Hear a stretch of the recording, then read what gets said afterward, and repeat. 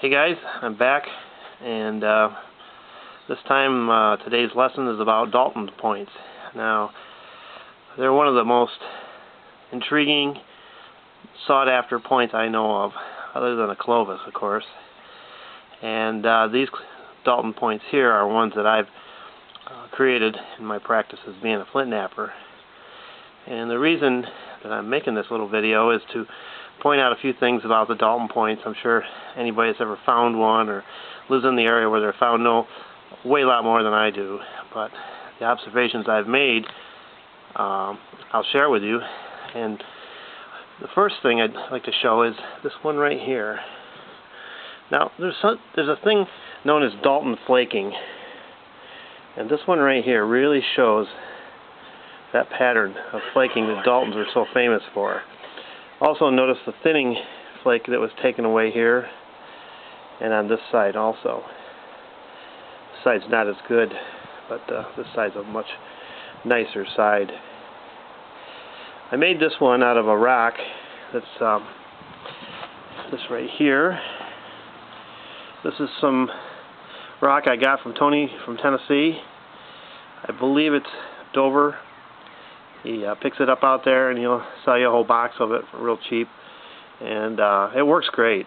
And I'll show you a little bit about how nicely this stuff does work here. Let's see if I can set this camera up a little bit. I'll try to look through the camera as I do this.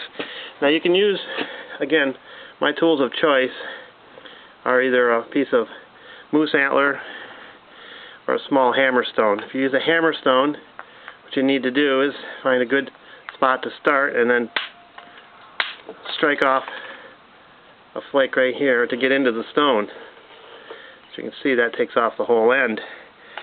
But the antler works pretty well too. If I can get one to come off. Oh, now that took a really nice flake right there. And you just proceed to go around this rock, removing flakes. There's a good one here. It's kind of like that blade coring that I talked about in an earlier video. But this is the technique you use to skin these rocks, and once you've got yourself into a biface, then you can pressure flake, of course, using either an antler tine or a tine with a copper nail in it, whatever you choose to use.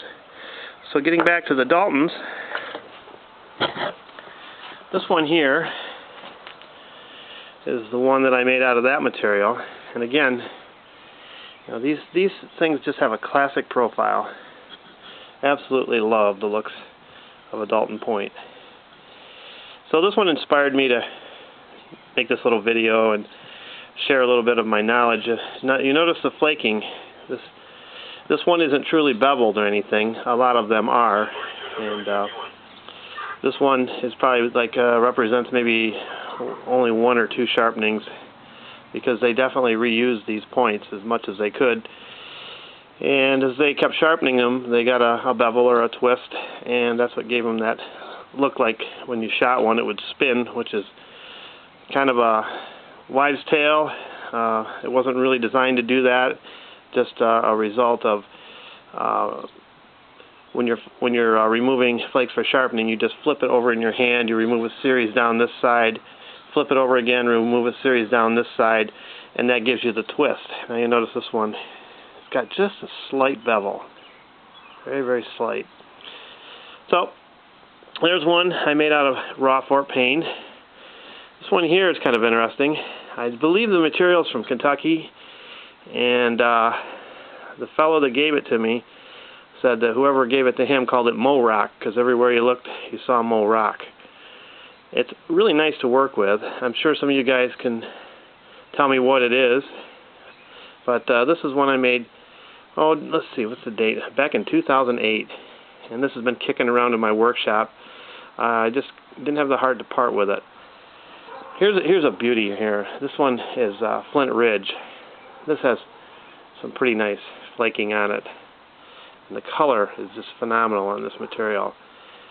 And this is everybody's dream, is to find a Flint Ridge Dalton like this.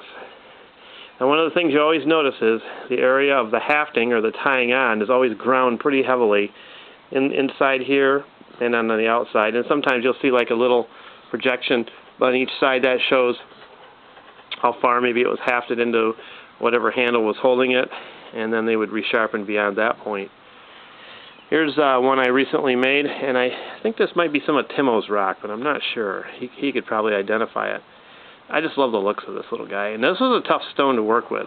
As you can see on the backside here, there was some real nasty things going on right about a third of the way up.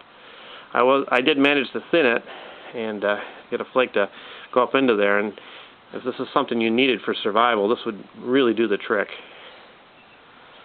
So there you have it. Here's a nice little grouping of Dalton points,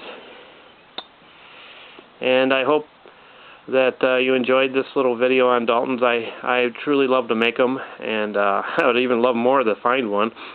Around this area, that's not going to really happen in the Northeast. I heard through some other collectors that there's have been some found over the years, but I really would like to see those to see if they really were Daltons. So thanks for watching, and I hope your hunt's good and that you find one of these someday.